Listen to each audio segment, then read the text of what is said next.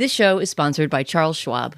Seeking clarity in your financial journey? Schwab makes it easy for you to be an informed investor with transparent pricing, low costs, and no fee to work with a financial consultant.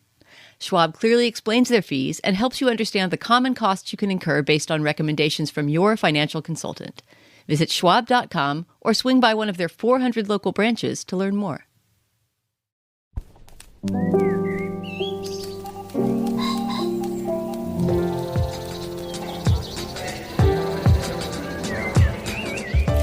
I'm Stephen Metcalf, and this is the Slate Culture Gabfest. Does voiceover kill the killer edition? It's Wednesday, November 8th, 2023.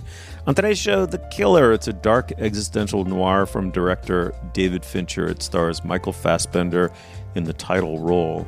And then Letterboxd is to movies what Goodreads is to books. We discuss what some people say is the only good social media site now going.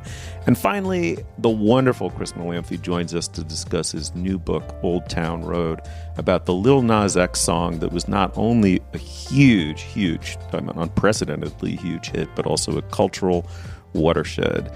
But first, joining me today is Julia Turner of the LA Times. Hey, Julia. Hello, hello. And of course, Dana Stevens, the film critic for Slate. Hey, Dana. Greetings. All righty then, let's make a show, right? Let's do it. All right. Well, The Killer is a dark thriller from director David Fincher, he of Fight Club and Seven and on, tons of movies. This one's based on the French graphic novel of the same name and stars Michael Fassbender as an ice-cold assassin who, after a hit goes wrong, finds himself caught in an international manhunt. The movie also stars Arliss Howard, Charles Parnell, and you get some Tilda Swinton in a supporting role. Netflix hasn't released a clip of the movie yet, but why don't we listen to a bit of the trailer? You're going to hear Michael Fassbender as the killer describing his own indifference to human life. Let's have a listen. I find music a useful distraction. A focus tool. Keeps the inner voice from wandering.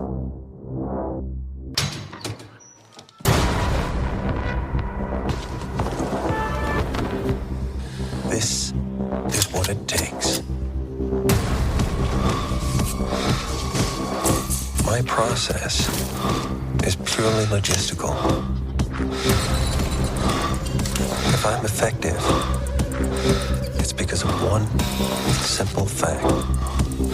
I don't give a You know, it's funny. I have to sit out this segment because I haven't seen the movie for various scheduling reasons. But in fact, I could because I've seen it 1,000 times before. But that said, I'm still going to cede the microphone to Isaac Butler. Isaac, of course, is an old-time friend of the program. He's also the author of The Method, How the 20th Century Learned How to Act, a magnificent history of method acting. Isaac, welcome back to the show. Hey, thanks for having me, Stephen. Isaac, I hear you have some very definite opinions about this movie. I'm going to hand the microphone over to you and let you guys talk about it. Yeah, I should say that I saw this movie like purely as a civilian, not to prep for this and not to write about it. I bought a ticket and I had a highly enjoyable time at the theater. I think it's interesting that the source material is a French graphic novel because I think you can really see, and were I hosting the show this week, this would probably be my recommendation, the incredible influence of Jean-Pierre Melville's film Le Samurai, which is also a movie about a hitman sitting around and then occasionally killing people. I don't think the audio for that trailer really does the movie justice, except that the movie is totally dominated by voiceover. There's like 4 speaking roles in the whole movie. And I would say, I think it's about 90 minutes long. I think 70 of those minutes have Michael Fassbender talking in voiceover on them. The movie is like a procedural. It's not exactly a thriller. You're sort of just like watching this guy go through the day-to-day of his life. It's just that the life happens to be killing people, which makes it odd. Like, it's odder than I think that trailer kind of sets it out to be. For me, the pleasures of it are similar to the pleasures the character takes in his job, are the pleasures of craft. The sound design is unbelievable and is probably the reason to see it in the theater and not wait until it comes out on Netflix. The acting, particularly Tilda Swinton, is really expertly done. I don't know that you're ever in suspense for a single moment of the movie at all, but to me, just like being able to like take a warm bath in that craft was really great. I actually kind of prefer Fincher in the low-key genre movie mode of The Game or Panic Room or this film. He's actually much more consistent at these than in his big statement films like the terrible Mank. And so like I actually really enjoyed it, but I have a feeling Dana has a contrary take. Yeah, I'm surprised to hear you so positive, Isaac, because we discussed this movie just casually before. And, well, I guess your problems with it had more to do with the ending and things that we can't spoil in this conversation. But I would go so far as to say I hated this movie, really hated it, even though I admired a lot of the things that you just cited about it. The experience of watching it was not a pleasurable bath. It is not 90 minutes long. It's 2 hours long. It feels longer than that. And where do I begin? I mean, I think that the main problem for me, yes, it has a lot of style and a lot of craft. The sound design was the first thing I wrote down in my notes. Also, the score by Trent Reznor and Atticus Ross, who have been doing David Fincher's scores forever and who really grew with his sensibility. I mean, Fincher has a sensibility, right? He can make, as you say, a nice, tightly crafted, beautiful looking and sounding genre movie. And I really liked Gone Girl. And what are some other David Fincher murder movies? Seven, which is written by the same screenwriter who wrote this movie, The Killer. Those movies may not be among my favorite Fincher movies or my favorite movies, period, but they're undeniably tense, suspenseful, well-crafted genre stories, right? So I went in thinking, well, at least this will be that. And I mean, okay, the resemblance to The Samurai. Let's start with the thing that it doesn't resemble to Jean-Pierre Méville's 1967 classic. It doesn't have any suspense. The Samurai is a chase movie, right? It's about this. Well, it's a chase movie where the protagonist lies on a chaise lounge smoking a cigarette for 50% of the film. Well, okay, it's a chase movie that plays with the idea, but there is an actual antagonist chasing the samurai guy. Yes, totally, totally, yes. There are scenes of cops in the metro chasing Alain Delon, and there are moments where you think he might get caught. This movie takes place in a very strange, logic-free vacuum where for some reason it's incredibly important to the handlers of Michael Fassbender that they go after him for messing up this one job and, attempt to kill him and beat up his girlfriend and do all these horrible things. And then yet for the rest of the movie, he's somehow wandering scot-free across the globe, getting revenge on all the people who tried to kill him without anybody appearing to be after him. So that in itself is such a huge logic hole that it was really hard for me to get up any mojo about the killing. But that aside, I mean, I just feel like, let me come down on the side of Aristotle here. Like, can we get a little bit of unity of time, place, and action, or some catharsis, or like a sense that the character changes in any way? I mean, why do we have to just hear him repeating literally in the exact same words his nihilist creeds on the voiceover the entire time without him learning or changing in any way? Like, he changes at the end. He changes at the end. I mean, maybe we can't talk about the end. I have to also add to the plot holes that he uses a succession of aliases that are the male stars of very, very popular sitcoms. So all of his fake passports are like Felix Unger, Lou Grant, Archie Bunker, Sam Malone, which is like, what? I mean, for one thing, in a real world, that would be a perfect way for him to be tracked, right? You're monitoring all these different plane flights around the world and you say, there seem to be people with names from 70s sitcoms traveling on every one of these flights. You cut to Chris Cooper back in a room full of TV screens and they're like, Sir, Jerry Seinfeld just logged a flight from Paris to Dubai. And they're like, it's him. Activate Jeremy Renner. I did love, though, that he put an umlaut over the U in Archibald Bunker. That was a good joke.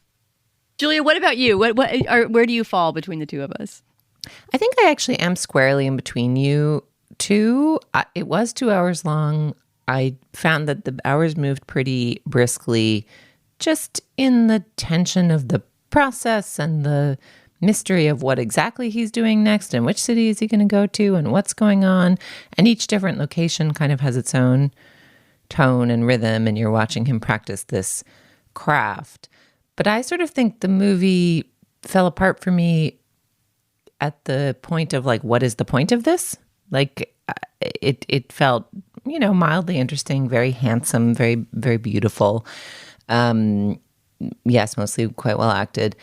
but like, why are we here? What's going on? Like the voiceover is kind of ridiculous. And I think you do have an arc for this character because the voiceover is his like desperate self-justification that this is a practicable way to live. And you're watching him kind of fall apart and not live by his code and discover that this is an untenable way to live. And I think at the end, he makes several choices that demonstrate that supposed arc. But it's almost like too subtle or something. And also like, I don't know, man. Again, these killers, just not that interested in killing. It seems pretty easy in my life so far to like just go through life not killing people, not that obsessed with what it would be like to kill people, just not like not the most emotionally interesting problem. I mean, I think there have been some... there's a line of thinking about the movie, which is that this is the auteur kind of making fun of himself and his obsession with craft and whether his craft is meaningless, which I think I feel like we've seen this. I think I've made this argument that that's what Once Upon a Time is for Quentin Tarantino and what Henry Sugar is for Wes Anderson. And maybe I just find Fincher's takes less interesting and marvelous to watch him make the same point about himself if in fact that's what he's doing. But it's like the whole thing is so wry and ironical in a way. It's a very poker-faced film. Yeah. I don't know. I just like, what are we doing here? Kind of. I agree that the purpose of the repeating voiceover in the second half is ironic, that it becomes the opposite. In the first part, he's like saying this stuff. And in the second part, we hear him say this stuff as he does the complete opposite over and over and over again of what he claims his creed is. Dana and I first talked about this movie before she had seen it over lunch with a mutual friend. And he said, the movie has no engine because there's no antagonist. And I actually agree with that. But to me, if it has no engine, the car is still really beautiful. And I just didn't mind spending some time sitting in that car, I guess. I don't know. Part of it is that Michael Fassbender, really demonstrates his strengths as a leading man here, because it's not like the character has a lot of expressive moments, like Alain Delon, Le Samurai. It's a lot of him just kind of staring at people, but I just still found him really compelling. And I'm also excited that unlike many actors of his generation, he's allowing himself to age. I mean, to the extent that the movie works, he makes it work. And I think his physicality does. That's part of why I think the voiceover is so excessive. I mean, I always have a problem with voiceovers that do anything more than lightly frame a movie. There's some great movies I admire a lot that I wish had either no voiceover or less voiceover. And this movie really errs far in the direction of too much, especially given that he has these mantras that he repeats over and over again that are not exactly Zen koans in their complexity. Like, we get it. He's just, I don't know, we can't remember what his exact koans are, but they all have to do with his control and his tightness and so forth. And his body, Fassbender's body, already communicates all that. I love, for example, the theme that he keeps on doing yoga, that he wants to keep his heart rate down for his kills. And he has this whole method which involves listening to the Smiths in earphones. So there's a lot of Smiths on the soundtrack and doing yoga poses. And Fassbender completely gets this sort of, this strange mix of sort of wellness culture and killer instinct that he functions on, that Fassbender's character functions on. So that's all great. But once again, I come back to just the character to me is a set of traits that are displayed before us, explained by the character himself, and then repeated over and over. And I don't think that they really change. I know Julia does, and we're not going to spoil here, so I won't get into how I think there's just a completely flat arc for this character.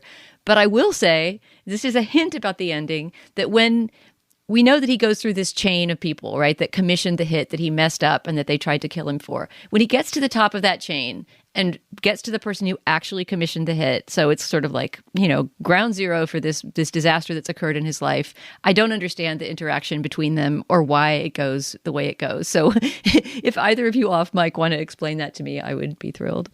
I also don't totally understand it, and I don't think the movie totally earns the turn that it suggests. I will say that I love that the richest asshole of them all is wearing a Sub Pop t-shirt. I thought that was part of the handsome design of this. And he's like a little indie rock asshole. Yeah, there's some funny social commentary in the design of the movie. And I've seen some smart critics writing about how this movie is sort of a critique of alienated late capitalism. And there's certainly a lot of moments that we see how it's the soulless infrastructure of the world economy that allows this anonymous killer to move through it, right? I mean, moments that he is like being a sniper outside of an abandoned WeWork office. That's definitely right? my feeling about it. Yeah, totally. Yeah, and like moments that he's just sort of clocking in at remote Amazon locations where nobody knows who you are or cares who you are. That's an interesting theme. I don't think the movie takes any of that stuff as far as it could. You know, Dana, I feel like we have finished this segment with ruthless efficiency and a cold, calculating nature. I'm going to go do some yoga and keep my heart rate down. But maybe listeners, after they've seen the film, if they want to see the film, they can get in touch and let us know what they think. I just hope our execution is less boring than the unnamed killer, Archibald Bunker. It's at least shorter. Apple Card is the credit card created by Apple. You earn 3% daily cash back up front when you use it to buy a new iPhone 15, AirPods, or any products at Apple. And you can automatically grow your daily cash at 4.15% annual percentage yield when you open a high-yield savings account. Apply for Apple Card in the Wallet app on iPhone. Apple Card subject to credit approval. Savings is available to Apple Card owners subject to eligibility. Savings accounts by Goldman Sachs Bank, USA, member FDIC. Terms apply. Apple Card is the credit card created by Apple. You earn 3% daily cash back up front when you use it to buy a new iPhone 15, AirPods, or any products at Apple. And you can automatically grow your daily cash at 4.15% annual percentage yield when you open a high-yield savings account. Apply for Apple Card in the Wallet app on iPhone. Apple Card subject to credit approval. Savings is available to Apple Card owners subject to eligibility. Savings accounts by Goldman Sachs Bank, USA, member FDIC. Terms apply.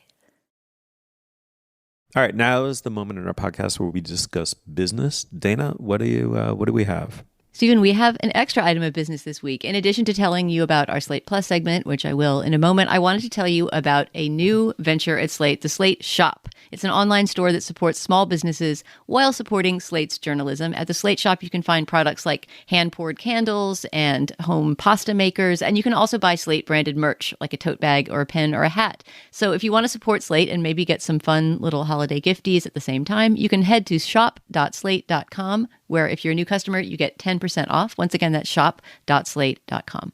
Our second item of business today is to just tell you about our Slate Plus segment. We came up with this idea after talking about Killers of the Flower Moon, which I know I, for one, really, really loved. But as I say in my review on Slate, I think it really could have used an intermission, and it would have been both a generous gesture on the filmmaker's part toward the audience's backs and bladders, and also, I think, could have sort of felt like an old school roadshow big movie release, which the movie sort of is.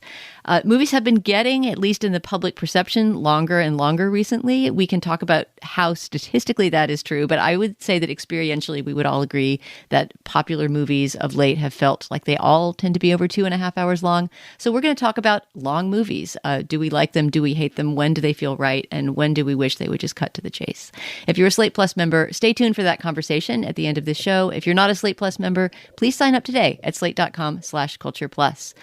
In exchange for your dollars, you will get ad-free podcasts, bonus content like the extra segment I just described, which many other podcasts have too, and unlimited access to all of the writing and all of the podcasting on Slate. These memberships are really a big part of what helps keep Slate going, so please sign up today at slate.com/culture plus. Once again, that's slate.com/culture plus. Okay, allons-y. Can anything save social media? I'm glad you asked. Letterboxd is, simply put, a social media site that people actually like. They feel like they get something from it rather than having it slowly detract from the humanity. It's about the movies. The company's own tagline is what Goodreads is to books. It was started in 2011, but it really, really took off under pandemic conditions. In a period of a year or two during the pandemic, it doubled its user base to 3 million members. It's more than that now. Dana, let me start with you. This is both a movie story and a social media story. It's gotten a recent bump because Martin Scorsese joined. There is this idea of it as a non-toxic, user-friendly internet community. I'm really interested to hear from you, a movie critic, how you interact with it, how you use it, and whether you find it like a giant box of treats or somehow utterly confounding. What are you discovering? Well, we all started a Letterboxd account to play around with it in advance of this segment. Speak for yourself. I've been on Letterboxd for 5 years, Ms. Film Critic. Are you serious? Yeah. Wait, you didn't mention that in our prep? Okay, then you're going to have a lot more to say about it than me. I thought we were all just joining it anew for this segment. I mean, of course, I've been aware of Letterboxd because it often gets excerpted. I mean, this is part of the point of it, right? On other social media platforms. I don't think I had ever figured out how it worked before, but I've certainly clicked over to the site to read individual reviews that people have linked to, usually by people I know, professional critics. So that was what interested me about actually getting on the site and messing around with it some, is that, of course, it doesn't primarily exist for professional critics at all. There is a small tranche of professional critics who join it and either post, links or parts of their regular professional reviews, or have this whole kind of para-existence as a social media film critic, doing things on their own. But the vast majority of users, of course, are just people who love movies and watch movies and want to talk about movies with their friends, which is such a great idea for a social media platform. So I have this very divided experience of Letterboxd, which I think just has to do with my very specific, position and situation in life, which is that I think it's a wonderful use of social media, and there should be more ways to interact around culture with other people in the way that it's designed. And I have really no desire to use it myself, and will probably either cancel my account or just let it lie dormant after this discussion. Because as I think I said when we talked about first doing this topic, to me, it's a little bit like, why buy the cow when the milk's free? That expression. I mean, since I already have a place where I index my thoughts about the movies I see, which is slate.com, I don't really feel the need to maintain a Letterboxd. But if I were at a different phase of life, had a different job, I mean, there certainly would have been moments that I would have loved using this interface. It also, I will say, is for a slightly different type of critic and thinker than I think of myself as, in that it's very big on lists. It has star rankings. It's not only about that, because there's plenty of room as well for just, interpretation and subjective interaction, but it definitely is for the kind of person who likes to keep a spreadsheet of every movie they see, and that's not really ever been me. As someone who literally keeps a spreadsheet of every movie she sees, I feel like I have to seize that segue. So I cannot front like I'm a true Letterboxd head. I took a spin around the site like 4 or 5 years ago, set up an account, found it to be an incredibly pleasing place, like an anachronistic place on the internet, a kind place on the internet, a user-friendly place on the internet, a place on the internet that did not seem overly interested in doing horrible things to monetize my attention or inflaming its audience to engage them. However, perhaps because it was not inflaming my engagement, I didn't stay that engaged. I had a lot of fun clicking around and being like, I saw this movie, I saw this movie, I saw this movie, I saw this movie, 5 stars. Like, the interface is really fun. Like, you look at the posters and you can click the little eye to say that you've watched it. Like, it's a lot more fun than my Google spreadsheet with tabs for books and movies and whatever else, which I sometimes update and sometimes don't. I'm actually pretty religious about updating the books one, but I actually kind of feel like this podcast is my spreadsheet of movies I've seen. Like, I don't see that many movies that are not for the purpose of this podcast. So anyway, I had a lot of fun setting up my account and going boop, boop, boop, boop, boop, boop, boop, boop, boop. But I don't go back there or hang out there or put my own thoughts about my movies there because, like you, Dana, I put them here. I did take a stab at writing a review of a movie on my account and in preparation for this segment, something I had never done before. I don't know that I've ever tried to write a review of a movie, Dana. It seems hard, your job. Like, I've obviously written reviews of other things. But anyway, I tried to capture how much I hated Avatar: The Way of Water, and I didn't really do a very good job, although I only gave it about 8 minutes, which is probably not what you would recommend as the recipe for successful film review writing, I would imagine. Anyway, I feel very delighted by the user interface and very delighted that another set of people, including frequent guests Jamel Bowie and Nadira Goff, there's a lot of folks I know and whose taste and critical chops I love and respect who spend a lot of time there. But it's just not, I just don't have bandwidth for that many it doesn't meet a need, probably like you, Dana, because I have this show. So anyway, I respect it, and I am a longtime member, but I can't say I'm an engaged user. Yeah, I mean, so I'm new to it completely. I scarcely knew it existed until we, talked about doing it as a topic on the show. I guess there are sort of, for me, two kinds of ways of interacting with opinions about film. And this one sits so uncomfortably in the middle distance between the two. I just don't see how I could engage with it in a long-term way. The first is there's someone whose sensibility, like Dana's, has been developed over time in dialogue with a reading public, i.e. the critic, right? The authoritative critic with the platform. And then the other are the people actually in your life, who you respect and enjoy having a two-way conversation with after having both seen a movie or a TV show. And, Jamel Bowie is just so predictably incredibly good at this format, as is Nadira. It's not that. It's just that how would you ever navigate the cacophony of opinions, many of which are engaging, clever, funny, because of their sheer abundance in some sense, right? Like there's no limiting principle to it. If you can't get lost on it, I don't see how you could use it in some sense. And so I had fun with it for a little while. Like I wanted to see, what is the community like of people who, like me, thought the Jennifer Lawrence, sex comm, no hard feelings was actually like a really good, poignant and thoughtful movie disguised as a piece of commercial raunch. And it's like, they're out there. I think it's great that like Arlo from, Eugene, Oregon sees the movie in the same way that I see it. But the tininess of that satisfaction dissipates so quickly, I found myself moving on. But the tininess of that satisfaction, just finding somebody out there who agrees with you, that does kind of get at what Julia was calling the sort of charmingly early internet feel. I was not a person who did MySpace or any of those things. I mean, I was just the wrong generation for it. But this kind of feels like if you're Arlo in Eugene, Oregon, maybe that's how you start your career writing about culture, or it's how you meet your best friend or your girlfriend. And there's some nice stories in the documents we were reading, the articles about Letterboxd, about, marriages that have taken place and people who met on Letterboxd. It's certainly because it is a little bit more of a sheltered and genre specific or medium specific community.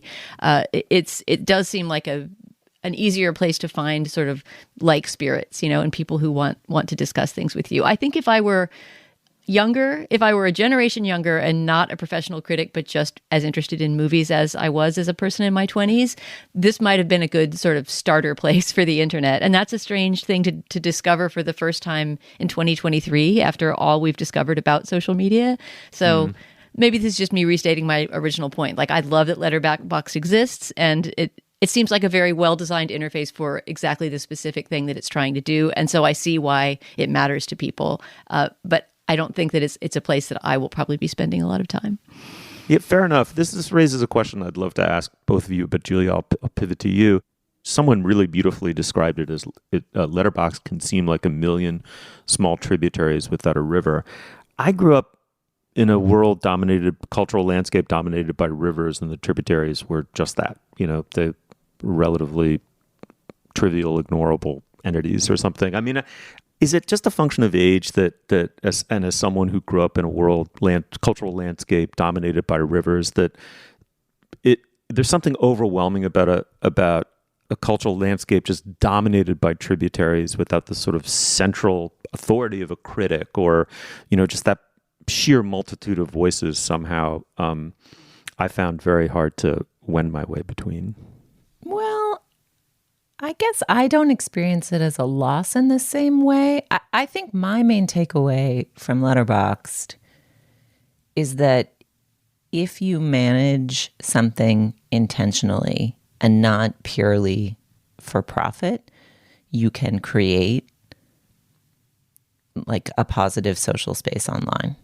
Like, I feel like we are at this post-social moment of the big social networks of the 20-teens crashing and burning around us and seeming like / actually being incredibly influential on the world, mostly in negative ways, although, as you know, I think there are some positive ways too. I think we are micro-generally somewhat different, you guys and me, and also you guys from each other.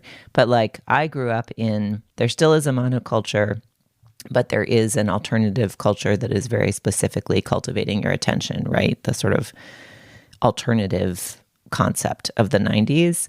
And now there's no more alternative because everything is alternative, right? You don't pick between the two binaries. And I think the comfort level with that and the notion that expertise and authority can come from all over the place is largely a good thing. The thing that I like is seeing people play with criticism, right? Like it's kind of, and being playful in their response to things in a way that is true to whatever they thought of the movie they saw, but that is also like engineered for attention and discourse in some of the same ways that people tried to engineer like a good tweet or a engaging Facebook post, but that feel really innocent and charming because the stakes are, what'd you think of this movie and what movies do you like? You know what I mean? So, some of the reviews that have gone viral are kind of like almost meme reviews that are making kind of sharp little memeable points about popular movies. There's one about Fight Club. So I don't know. No, I did not experience it as a loss. I experienced it as like a purposeful evolution of the democratization of voices that the internet brings us. And kind of a hopeful beacon for the idea that with intentional management, the internet can take a non-garbage path. Julia, that was the lovely answer I was fishing for with my nonsense question. Beautifully done. All right, it's Letterboxd. That's Letterboxd with a D slapped onto the end of it. You probably know that already. If you have a strong feeling about it, let us know. Shoot us an email. All right, let's move on. You want control of your financial future, and Schwab knows that. That's why when it comes to managing your wealth, Schwab gives you more choices, like full-service wealth management and advice when you need it most. You can also invest on your own and trade on Think or Swim, their powerful, award-winning trading platforms. Plus, you'll get low costs, transparent pricing, and 24/7 live help. Because Schwab understands it's your financial journey, and they believe you should have choices in how you invest. Visit schwab.com to learn more. This podcast is brought to you by Progressive Insurance. Whether you're driving, cooking, or doing laundry, Progressive knows the podcasts you listen to go best when they're bundled with another activity, much like how their Progressive home and auto policies go best when they're bundled. Having these two policies together makes taking care of your insurance easier and could help you save too. Customers who save by switching their home and car insurance to Progressive save nearly $800 on average. That's a whole lot of savings and protection for your favorite podcast listening activities, like going on a road trip, cooking dinner, and even hitting the gym. Yep, your home and your car are even easier to protect when you bundle your insurance together. Find your perfect combo. Get a home and car insurance quote at Progressive.com today. Progressive Casualty Insurance Company and Affiliates. National average 12-month savings of $793 by new customers surveyed who saved with Progressive between June 2021 and May 2022. Potential savings will vary. In the spirit of 33 1/3, the wonderful series of small books about iconic record albums, there's now a similar-ish series about single songs from Duke University Press, the Singles series. Fittingly, they asked, this is an inspired pairing, they asked the great critic, Slate critic and chartologist Chris Molanphy to write about Old Town Road, the song by Lil Nas X. Chris Molanphy, of course, is the host of the Hit Parade podcast and a wonderful critic. Chris, welcome back to the show. Thanks so much, Steve. I appreciate it. You are a supremely old friend of this program. It's great to have you on to talk about this. Will you introduce the song for us a little bit? Tell listeners maybe in the context of what you're saying, what to listen for. Sure. So the song we're talking about, the book is called Old Town Road, and it's named after the song of the same name by Lil Nas X, which was recorded in late 2018, released in the final weeks of 2018, and went crazily viral on the then fairly new site TikTok. Think of a time when TikTok was new. That's what was happening in 2018.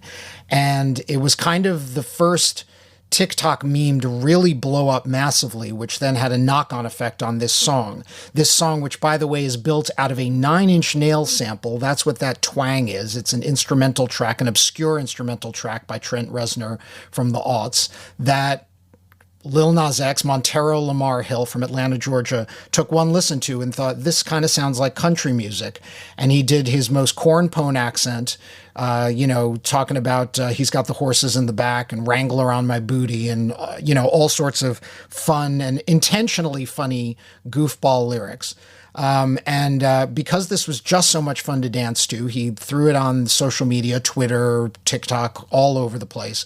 And it really blew up. And before you knew it, in the early months of 2019, it actually got onto the Billboard charts. So maybe we should just listen to Original Flavor, Old Town Road by Lil Nas X. Yeah, I'm gonna take my horse to the Old Town Road. I'm gonna ride till I can't no more. I'm gonna take my horse to the Old Town Road. I'm gonna ride till I can't no more. I got the horses in the bag, horse stock is attached. Head is matted black, got the bushes black to match. Riding on a horse, you can whip your Porsche. I've been in the valley, you ain't been up off that porch. Now can't nobody. So that's Old Town Road, and of course, a big reason why I was asked to write this book is that Old Town Road, to this day, in the fall of 2023, holds the record for most weeks at number 1 in Billboard Hot 100 history. It stayed at number 1 thanks in part to a Billy Ray Cyrus remix, which we should talk about, for 19 weeks. That broke a record that had held for 23 years by the Mariah Carey Boyz II Men song One Sweet Day, which had been number 1 for 16 weeks. One sweet day.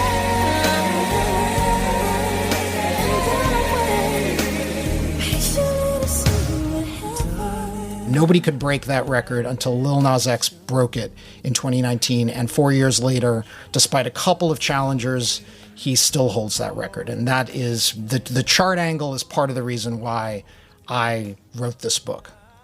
Chris, speaking of the reason you wrote this book, this was the first question that came to mind upon hearing that you were writing on Old Town Road was, did you immediately know upon thinking about writing on a single that this would be the single? Because reading your book, it makes it seem like this is sort of the divinely designed for Chris Melanphy project in that it involves not just music history and music criticism, but chartology, right? Which is your special angle on music criticism and the ways in which Lil Nas X hacked the charts and, what a chart was at the moment that this song broke compared to what it had been throughout the history of, Billboard song charting.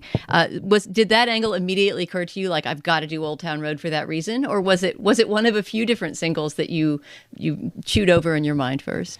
Your instinct is right. The answer is the former. And it's very close to what you're saying, because when I was approached, shout out to Joshua Clover and Emily Lordy, who are the co-curators of this new series Singles.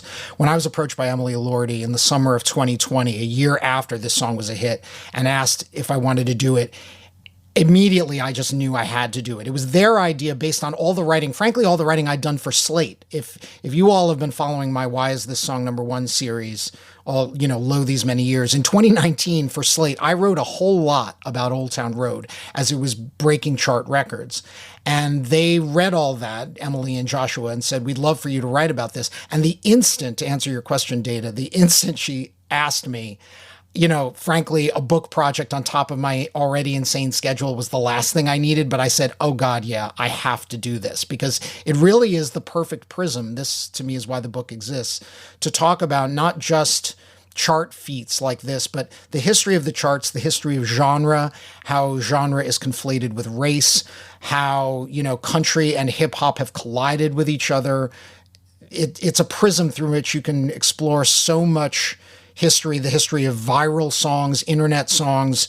It really is kind of the perfect prism through which to tell that story. Well, first of all, congratulations on the book on Pub Day. Thank you. It is always fun to consume your work. As you know, we are big fans of Hit Parade in my household, and I love your writing and have loved it for many years since we were colleagues at Slate. But it's so fun to read you in book mode. It's like very tight. It's a really good read. If on this podcast you are a fan of Chris's work, you should get this book and read it. Because if you had asked me point blank, do you want to read a book about this single?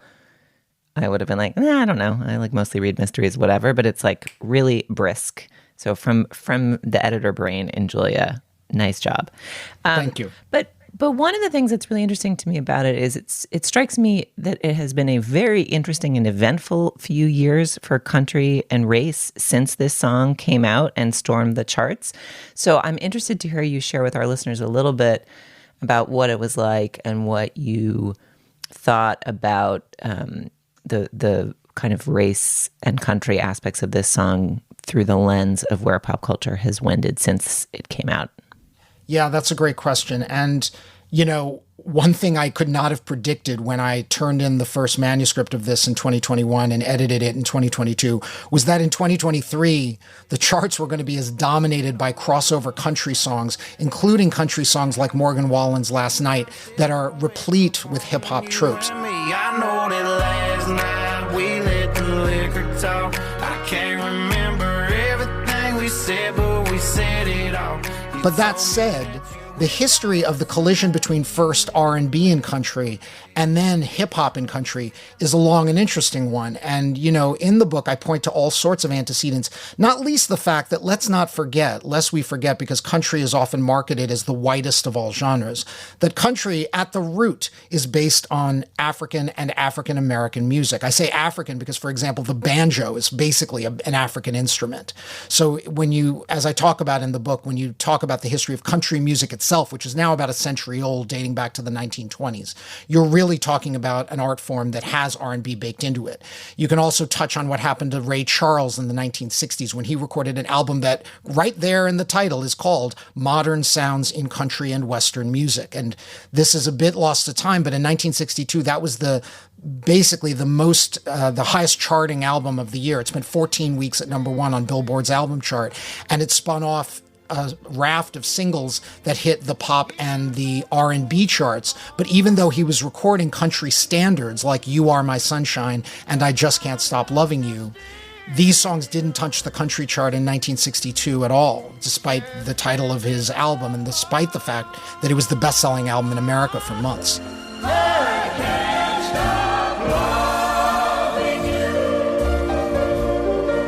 I made up my mind to live in memories of the lonesome time. Similarly, when you flash forward to the 21st century, you see all sorts of artists, whether it's, you know, rappers who are playing with country tropes like Outkast on the song Rosa Parks, who have like a hoedown breakdown in the middle of the song.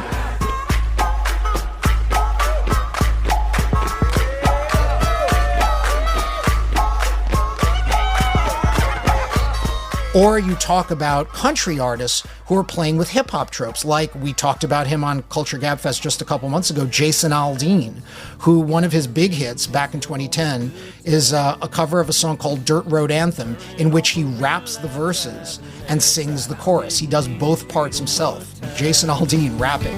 Back in the day, Potts Farm was a place to go. Load a truck up, hit the dirt road, jump the barbed wire, spread the word, light the bonfire and call the girls. This mingling of these two genres is really, you can trace it across history. It's not that new, and it seems a little new to us now, but you know, a whole generation of country stars have been banging both forms of music. There's a lyric I love that came out about a decade ago. It's by Bubba Sparks and Colt Ford, two country guys. And on the lyrics of this song, they say, "Been doing this for some years, y'all so late, banging Outkast and a little George Strait." So looky here, cold beer on a tailgate. Been doing this for some years, y'all so late, banging Outkast and a little George Strait. Hot damn, Colt Ford back with Bubba K. I love that lyric because it points out that for a generation of folks who grew up listening to country music, they also grew up listening to rap, and they don't see those two genres as mutually exclusive from each other. And you're going to see more crossover between them as the years go on. And Old Town Road is kind of an apotheosis of that. Chris, I want to reinforce what Julia was saying. This is a triumphant, book length essay. It's really wonderfully written. And I had that special bite of conscience, particular, I think, to writers, of just wishing over and over again I'd written, a sentence or a paragraph. And I just have to read this because it conveys, really the brilliance and the synthetic brilliance and elegance of the book. So you say, you've just gone on a wonderful riff about how certain iconic songs like Rolling Stones' Staying Alive, Smells Like Teen Spirit are in some essential way about themselves. They're so new that they almost have to teach us how to listen to them, and they've got a kind of internally generated exuberance of some kind. And then you say charts too are reflexive and self-reinforcing. They are feedback loops that reflect popularity back at an industry eager to make things more popular, to turn once cool things into commonplace things that are then replaced by the next cool thing. I just thought that was so wonderfully, so pithily put. So in one sense, you have this kind of synthetic process that, as you say, of miscegenation, among many other things, between what we think of as a quintessentially white form country and all these, other competing black popular forms coming together in this song. At the same time, that paragraph suggests this is also a mirror back to the powers that be in the music industry. What would they have learned from, really, as you say, the unprecedented success of this song? First of all, thank you so much for the kind words, Steve. And yeah, I've been saying for years that charts are feedback loops. They reflect popularity back at the industry, and they help the industry figure out how to make something else more popular. Now, cynically, that means sometimes repeating something to try and jump on a bandwagon. But it also means listening to the audience and figuring out, okay, the audience is moving in this direction, not that direction. And we need to promote things accordingly. You saw it in the 90s when, Garth Brooks became the best-selling performer of the entire decade, not just in country music, but across all genres. Suddenly the record industry said, oh, this country music, I guess we need to be promoting this to everybody, including pop fans, because this stuff is selling everywhere. If I can give credit where credit is due on the inspiration for this book, I was very inspired, as I, often am, by Carl Wilson and his book, Let's Talk About Love, which I know you guys have talked about on the Culture Gabfest before, where Carl used this Celine Dion album as a springboard for a larger discussion of taste and, what we now call poptimism and, the sort of high and low culture conflict. I just think what Carl did in that book is totally brilliant. And similarly, I was trying to use the story of Lil Nas X as a prism through which to talk about the charts and how they function and how they have evolved. Because, for Lil Nas X, it's a little bit like the conversation I had with you guys a few years ago when Mariah Carey's All I Want for Christmas Is You went to number one 25 years after it was first recorded. And I basically said to you guys, to understand why this happened, you have to understand how the charts work and how they've changed over 25 years. Lil Nas X's Old Town Road is that story as well. It's like, you have to know that songs now blow up bigger because of streaming, which didn't exist on the charts as recently as 15 years ago. They stay on top longer. They behave differently in the ecosystem. And that is part and parcel of explaining the Old Town Road story. So I was trying to get all that across, much the way Carl brilliantly does in Let's Talk About Love. Let me point people to the book. It's terrific. It's Old Town Road by Chris Malamphy. Chris, we don't have time to get to all of the riches of this book, but we can just say reading it reminds us what an amazing jam this song is, how dense with cultural significance it is, and we didn't even really get to the Billy Ray Cyrus aspect of it. Why don't we go out on the Billy Ray Cyrus remix? Hat down, cross town, living like a rock star. Spend a lot of money on my brand new guitar. Chris, as always, a huge pleasure, man. Thanks for coming on the show. Thank you all. I really appreciate your feedback on the book. And briefly, for Hit Parade listeners, the mid-November episode of Hit Parade, which is coming out in a few days, is going to be kind of like an audio companion to the book. So if you want to learn a little bit more about Lil Nas X and Old Town Road and hopefully whet your appetite for the book, please listen to the forthcoming episode of Hit Parade. I'm gonna ride till I can't no more. I'm gonna take my horse to the Old Town Road. I'm gonna ride till I can't no more.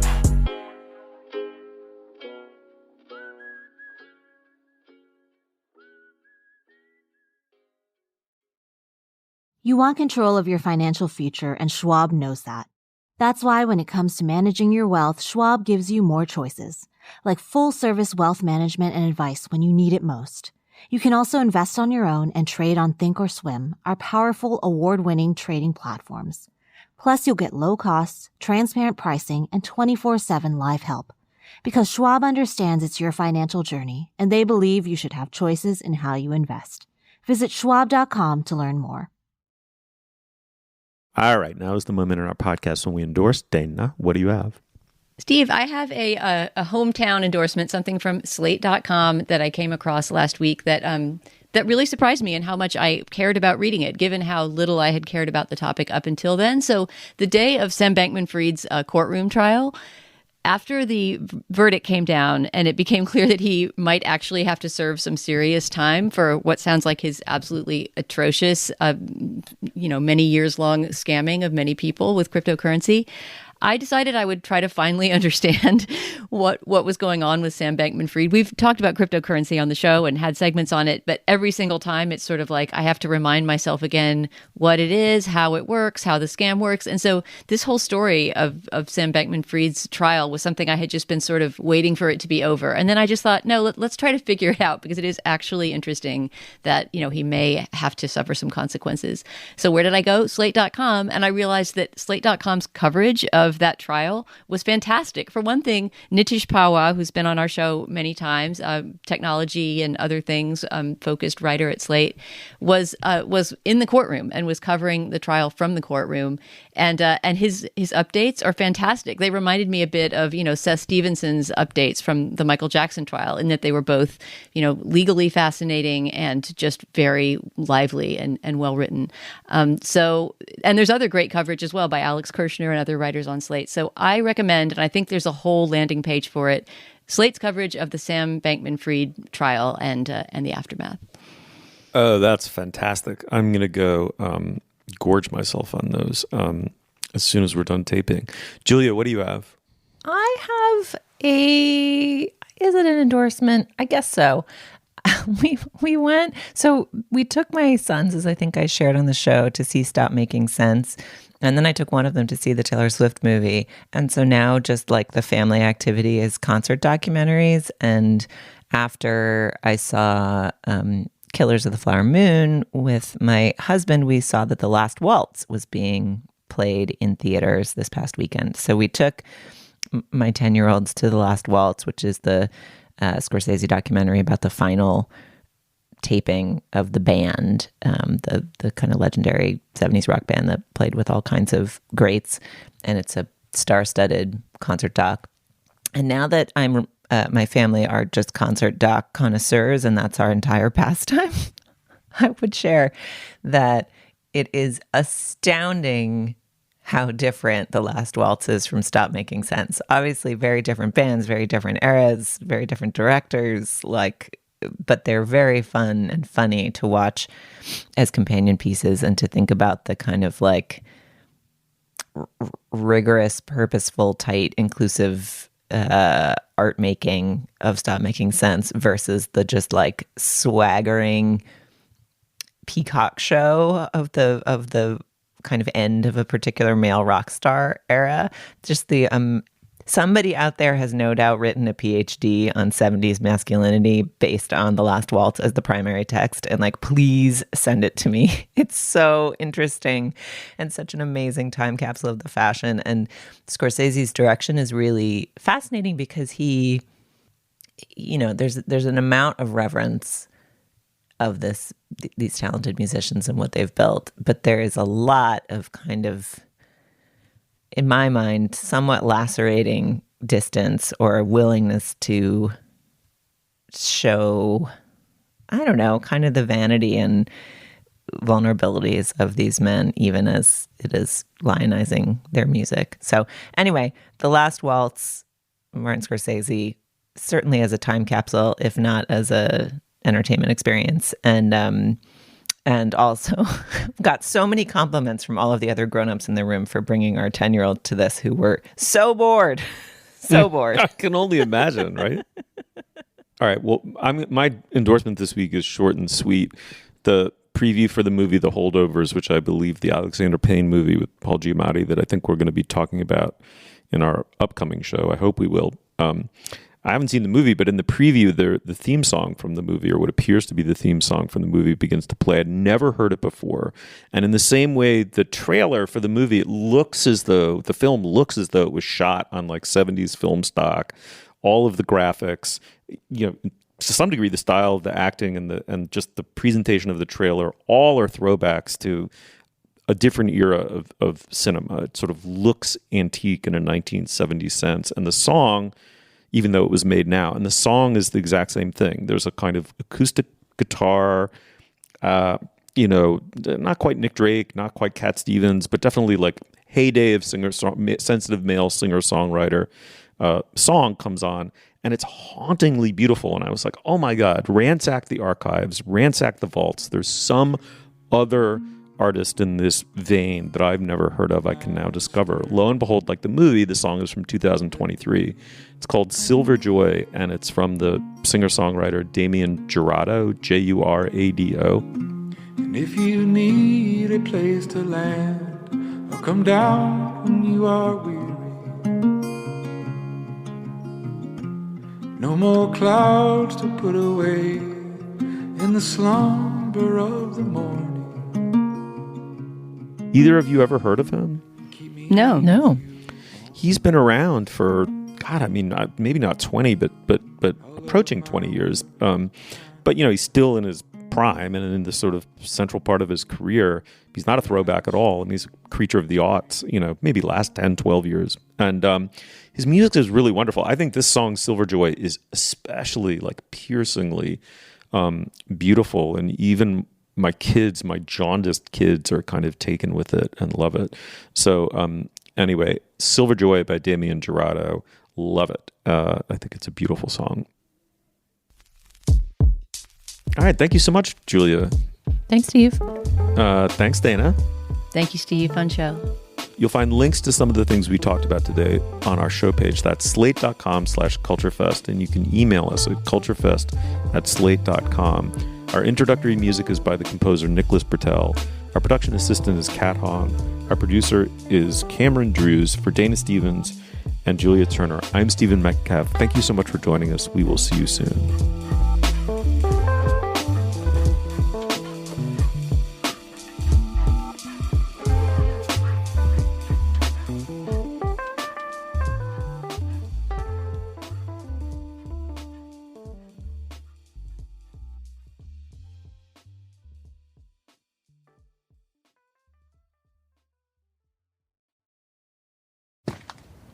Taking charge of your future starts with taking the first steps. And saving up to $30 a month on Cox Internet with the Affordable Connectivity Program makes those steps easy to take.